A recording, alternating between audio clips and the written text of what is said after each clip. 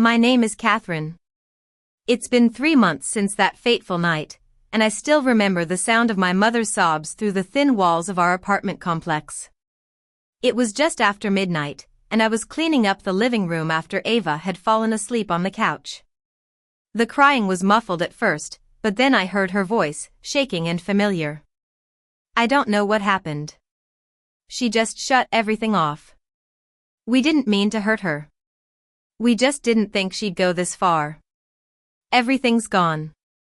The money. The car. The vacation. It's all gone. My chest tightened as I listened to her words.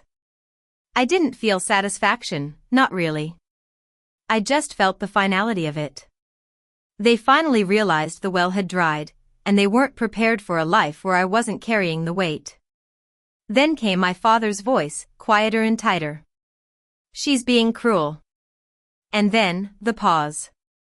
Then the sound of my mother crying harder, gasping between the words. Why would she do this to us?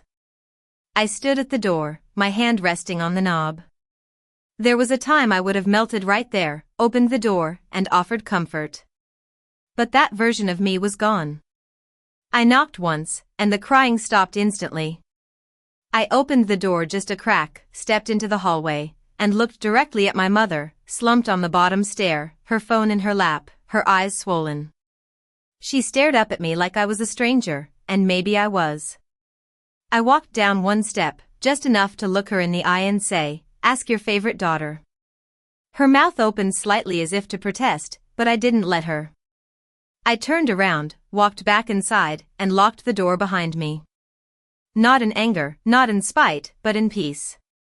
Because there's something powerful about not needing to yell to be heard, something divine in watching people sit in the emptiness they once handed you.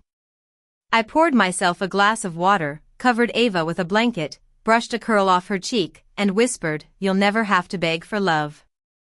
And I meant it. They had called me selfish for choosing silence, but they never saw what it cost me to stay. Now, the cost belonged to them, and the invoice was past due. Let me take you back to how it all started. I grew up in a family where love had a hierarchy. My sister, Lily, was the golden child. She was the one who got all the attention, all the gifts, and all the love. I was just the afterthought, the one who was always there to pick up the pieces and make everything okay. My parents, Mr. and Mrs. Thompson, were wealthy and influential. They had high expectations for their children, but those expectations were only for Lily. She was the one who was supposed to carry on the family name, to make them proud. I was just supposed to be quiet, to be responsible, and to never ask for too much. Growing up, I watched Lily get everything she ever wanted. She had birthday parties with ponies and designer clothes before she could even spell the names of the brands. My parents beamed with pride as if she had hung the stars in the sky. Me? I got sensible shoes, a savings bond, and silence. They never said they loved me less, they didn't have to. Love lived in action, and all theirs went in one direction. When Lily dropped out of college, my parents said she just needed a break. When I got a scholarship, they said, "Good, one less bill to worry about." When she had her baby, Amelia, at 22, the whole family rallied around her like she was royalty. I bought her diapers, paid her rent, and covered her car note for a year, all without being asked. They didn't thank me, they expected it because I had a good job, because I was responsible, and because they thought I didn't need as much. But that's the thing about being the responsible one. They start treating you like a resource, not a person. The first time I paid off my mother's maxed-out credit card, she told people it was handled. When I bought her new eyeglasses, she said Lily picked the frames. When I took Ava, my own daughter, on her first vacation, I had to lie and say it was a work trip because otherwise, they would have guilted me into taking the whole family. And I would have, because I wanted their approval so badly. I kept giving and giving until I was broke in ways no one could see. They never knew how often I skipped dinners to make those car payments. They never asked what I wanted for my birthday. They never noticed that the only reason Ava had a proper backpack was because I stopped buying new clothes for myself. But I never complained because I thought being quiet about it made me strong. It didn't. It made me invisible. Then, Ava turned 8. I had saved for months, not for anything extravagant, just a small gathering with a cake, some paper crowns, and the joy she deserved. I told my mom I wanted to host it at her house. Just family, just love, I said. She frowned and said, "Your daughter doesn't need a party. She's not that kind of child." I didn't even know what that meant. She said it like Ava was less deserving because she was polite, soft-spoken, and observant, exactly like I was. Instead, my mom proposed a joint dinner with the whole family, meaning Lily and Amelia. She promised it would be fair, equal gifts, equal cake. I wanted to believe her because I always wanted to believe her. So I canceled the party. I told Ava we'd celebrate with Grandma and Grandpa instead, that they were planning something special. She nodded. She always trusts me. That night, I watched Amelia tear through gift after gift while Ava waited her turn patiently, the way I had taught her. There was no second cake, no song with her name in it. Just a gold-wrapped box they handed me with a smug little smile. I had to pretend I didn't already know what was coming, but when I lifted the lid and saw it was empty, it felt like a punch to the chest. Ava leaned closer. "Mama, did they forget something inside?" I stared into her wide, hopeful eyes, and I wanted to scream. But I didn't because I knew exactly what they'd say. It was just a joke. "You take things too seriously. Don't make a scene. You always ruin everything." So I smiled. I hugged Ava and said, "It's okay, baby. I already got the best gift, you." She beamed, and they all thought I meant it. That night, after I put her to bed, I sat in the living room with the empty box in my lap and stared at it like it might open itself and reveal a lesson I'd missed. But it didn't. There was no lesson left to learn, just the truth. They had never planned to give Ava anything. They had never planned to treat her like she mattered, and they certainly hadn't changed. That box was a mirror, and I saw it clearly now. I wasn't being excluded by mistake. I was being excluded by design because I was the reminder of everything they didn't want to face, that I worked harder than all of them, that I gave more, that I never demanded a spotlight, only to be seen. And still, they laughed. Still, they handed me nothing. So I stopped giving them everything. That night, I made a list, not of people to confront, but of things to take back. The next morning, while they were still gloating over their perfect evening, I opened my laptop and began what I now call Operation Vanish. First, the trip. A family vacation had been planned for the winter, a luxury cabin in the mountains, 2 SUVs, and a stocked pantry. I had paid for everything, $30,000 in total. The agreement, of course, was that they'd reimburse me in pieces, a lie I'd accepted for years. I went to the reservation page and hit cancel. Full refund, straight to my private account. Then I texted the family group chat. Vacations off. Personal reasons. No one replied. Next, the bank. There was a joint emergency account I opened 5 years ago. It started as a safety net for my parents, a shared pot I quietly kept filled to cover surprise bills, medication, or unexpected expenses that always seemed to fall on me. I had contributed over $50,000 to it. I drained it, moved every cent to an account in Ava's name, and then closed the original. 2 hours later, I received a text from my mother. Did something happen to the bank account? I left it on read. Third, the car. My parents drove a luxury sedan I bought under my name. Payments came from my account, insurance was mine, and registration was mine. The only thing they contributed was gas sometimes. I called the dealership. The payoff amount was $25,000, less than I expected. I sold it the same week. I never told them. The following Friday, my dad called. Straight to voicemail. Then a message. Hey, the car isn't in the driveway. Did you take it to get serviced? I blocked the number. By Sunday, I was nearly done. I had stopped babysitting Amelia, stopped answering questions in the family group chat, and stopped replying to Lily's casual "Can you help me with?" texts. I didn't even announce my exit. Because that's the thing about people who only value you when you're useful. The second you stop giving, they start noticing. Not you, your absence, the silence, the missed favors, the drying well. But I didn't vanish from the world. I became louder in the places that mattered. Ava and I had more time, more money, and more peace. We cooked together at night, took walks without interruptions, read books, watched cartoons, and laughed. Really laughed, without checking phones for someone else's demand. One night, she looked up at me and said, "Mama, you look happier. Did something good happen?" I kissed her forehead and said, "Yes, baby. Something very good happened." I stopped being the background character in everyone else's story. I stopped financing the spotlight for people who never clapped for me. And most of all, I finally started choosing us. It started like clockwork. Monday morning, 9:42 a.m. A text from Lily. "Did you take the car? Mom and Dad are freaking out." I muted the conversation. Then came the emails. My father, the same man who once said I never sacrifice for others, was now requesting access to the shared account. Except it wasn't there anymore. Gone, closed, emptied without a whisper. By Wednesday, my mother sent a voice note.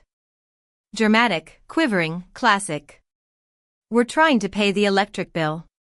The card isn't working. What's going on?" Then the cherry on top, a Facebook post from Lily. Just vague enough to avoid admitting fault, but specific enough to bait sympathy. It's crazy how one person's decision can leave a whole family struggling. We're all just trying our best. Prayers appreciated. The comments rolled in.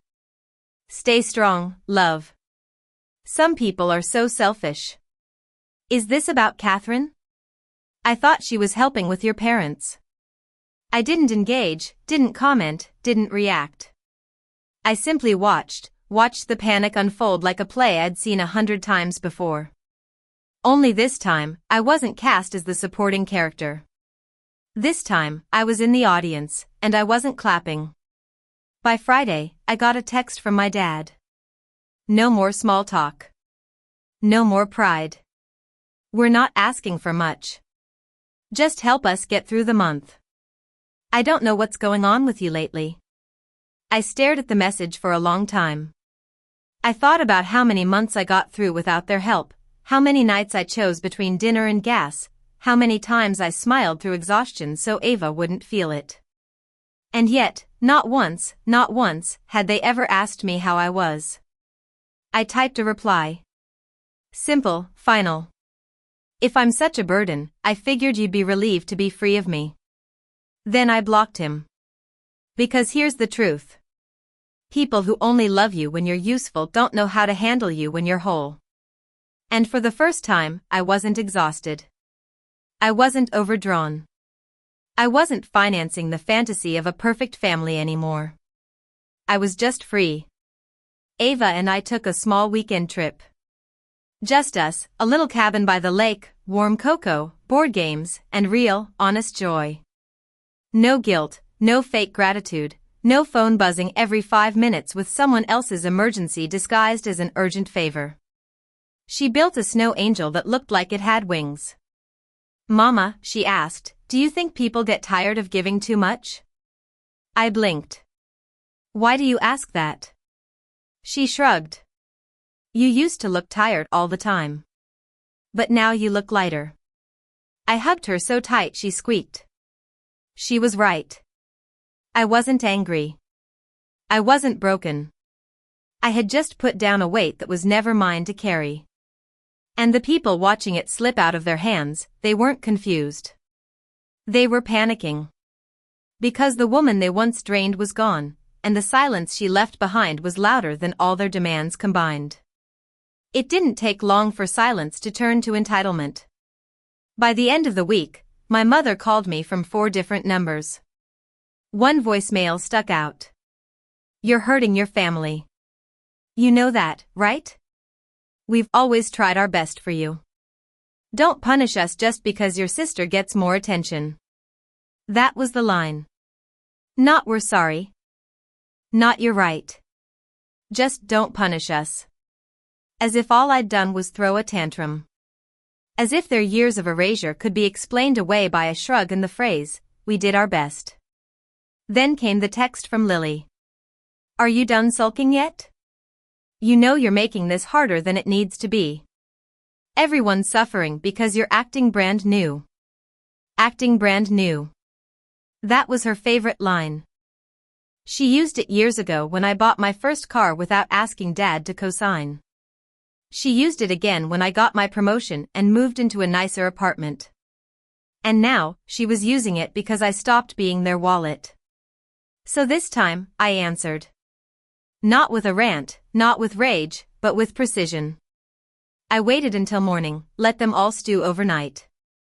Then I opened the family group chat, the same one they only used when they needed things, and typed. If I'm the selfish one, why was I the only one paying for everything? If I'm the problem, why didn't you notice until the money stopped? If I was never the favorite, why did you assume I'd always take care of you? The favorite daughter isn't a bank. Ask her to cover the bills. Ask her to return the car. Ask her to plan the next trip. I'm done. I muted the group after that. Didn't wait for replies. Didn't care what they said. Because it wasn't about them anymore. It was about Ava watching me reclaim my voice. It was about finally showing her that boundaries aren't mean. They're necessary.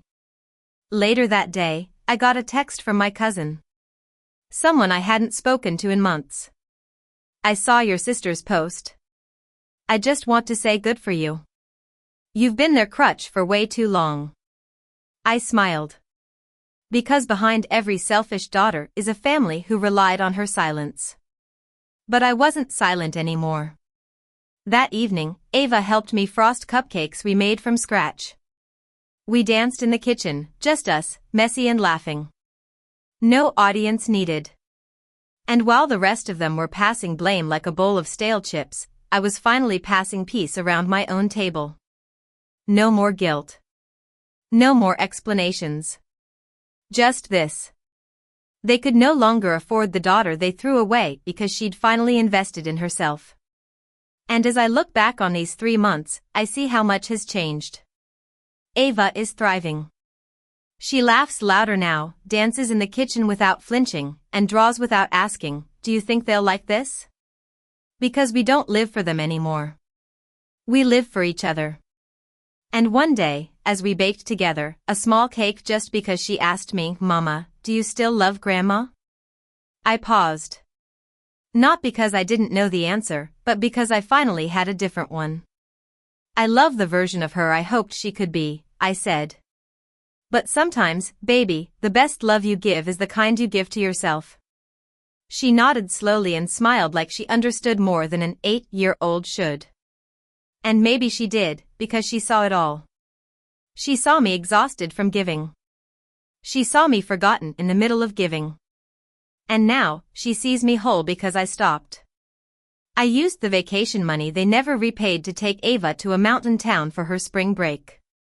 We hiked, we sang, we made our own traditions. I used the refund from the family trip to start an online baking business. Ava helped me name it, The Second Slice. Because that's what we're doing now, living the life we should have had, the slice we were always too polite to ask for, now ours and full of flavor. Orders are growing. People love it. And I love that the first cake I ever baked without their approval became the first step toward freedom. As for my parents, their world is smaller now. No more free rides, no more hidden support. And the sister they prioritized, turns out favoritism doesn't pay rent. Last I heard, they're still waiting for someone to help them catch up on bills. But I'm not their someone anymore. I'm the woman they underestimated, the one they handed an empty box and expected to smile. And I did. But now, I fill my own boxes with joy, with peace, with enough. We celebrated Ava's 9th birthday last weekend, just us, a few friends, and laughter that wasn't forced. And as she blew out her candles, she whispered to me, "This was the best birthday ever." I hugged her and thought, yes. Because it wasn't borrowed from someone else's approval. It was built with love, our love, the kind that doesn't come with conditions or comparisons, just care. They handed me an empty box.